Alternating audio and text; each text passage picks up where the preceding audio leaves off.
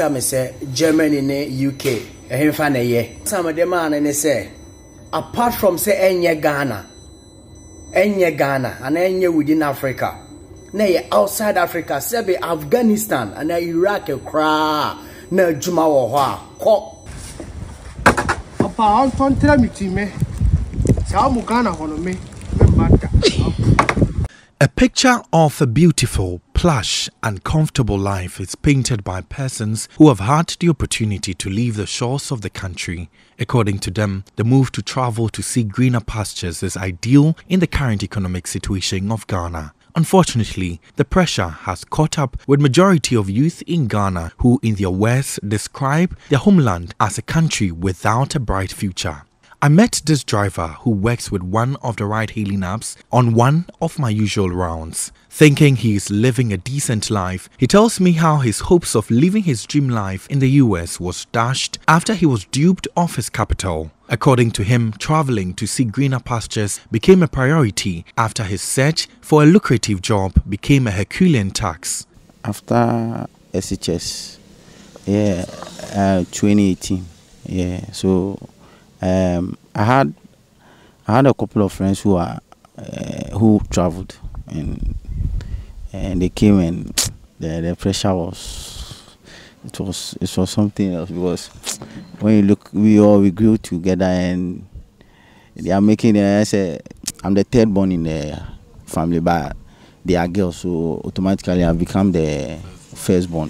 So I decided just to pave the way so that the other ones following me won't come for that, won't come and see that struggle here. So I just sacrificed myself to just go and make it. Bowing to pressures from peers, family members and friends on social media, Frank's best bet to secure a good life was banked in traveling to places he terms as a land of possibilities. But how does he get to such a country to live his dream life? Around Ashama, there's some people who sell this American lottery. Yeah, so I went to buy it and I was going there and a man approached me and he was like, he sees I'm very anxious of moving outside, so he will help me. So he said 8,000, but he will take like 80%. So when he's done with everything and we are like the day I'm going, then I'll join the rest of the 2,000. I was doing this Toyota work. I was driving the Kia truck. Yeah, and aside that too, my boss was selling sugar, rice, oil, those things. And so when there's goods, we go and convey it into the container. We'll get something from there. I do double job, like just to save. Oh, so even that time, like the money I used to give my mother, I've reduced it. She even thought maybe I've gotten some girl and she didn't know. Unfortunately, after all these sacrifices, Frank's dreams were short-lived. His agent, who had promised to secure his visa, left him in the middle of nowhere. I went to him, and after when I left there, a guy confronted me and said, "Do I know the man?" Initially, the man told me, if anybody calls me around, I should not mind the person. It was the following day I had to come, then we go to the airport.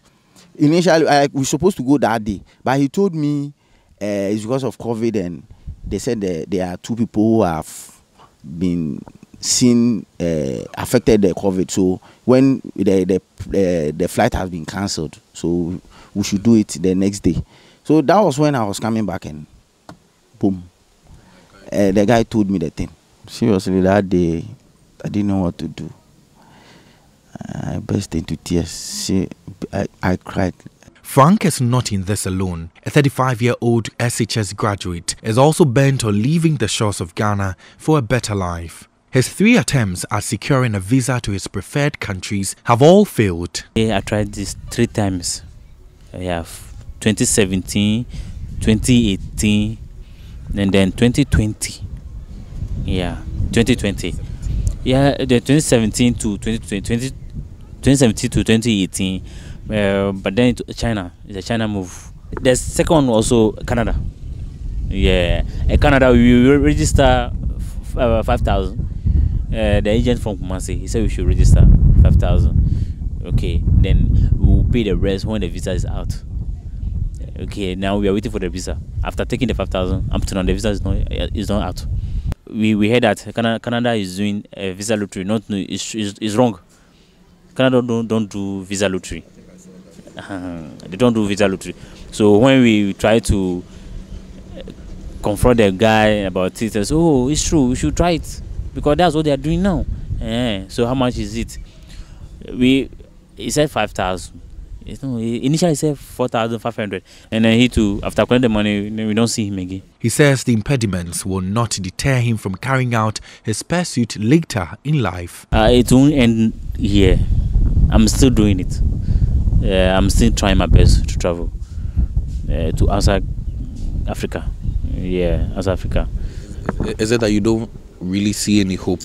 Yeah, there's a hope for the youth. There's only hope when your father or your mother has money. Then you can even brag on something. But somebody like me who is struggling, making it for myself, I don't think there's hope. Because if there's any hope, then I will be making a day more than $13.50 an hour. But what does this situation mean to the development of a third world country like Ghana? A labor economist, Austin Game, tells me the repercussions. People will have to go and continue to live. There's coming a time you need the human resource to even carry this microphone from one end to another, and you won't find it because they will leave. They don't have any interest in staying in this country any longer. And that should be of concern to all of us. Me, the people who love this, who claim they love the people of Ghana, should be of great concern to them. He says the number of people leaving Ghana may escalate if no intervention is made urgently. Job openings are very scanty,